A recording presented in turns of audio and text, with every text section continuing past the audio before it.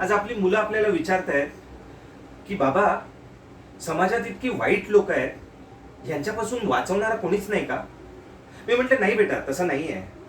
मान्य आहे की आज समाजात कित्येक लोचट नाग फणा काढून उभे आहेत. त्यांचा फणा ठेचण्यासाठी आणि त्यांच्यापासून सांभाळ करण्यासाठी एक कृष्ण हवाय.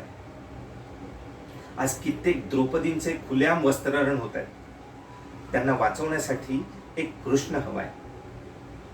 आज जगभरात कितीतरी अर्जुन असे आहेत जे धर्म आणि अधर्माच्या द्वंद्वात अडकले आहेत.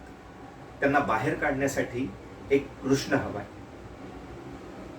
संसारात चालता चालता धर्मराजांसारखे जे आपली वाट हरवून बसले आहेत, त्यांना मार्ग दाखवणारा एक कृष्ण हवाय.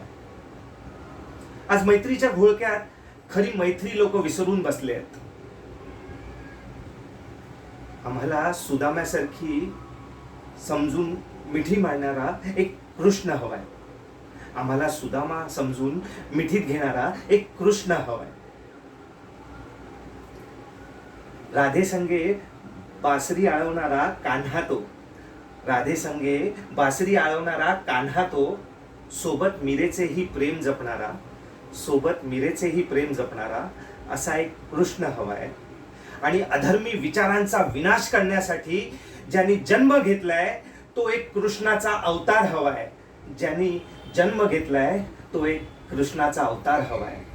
तो एक कृष्णाचा अवतार हवाय.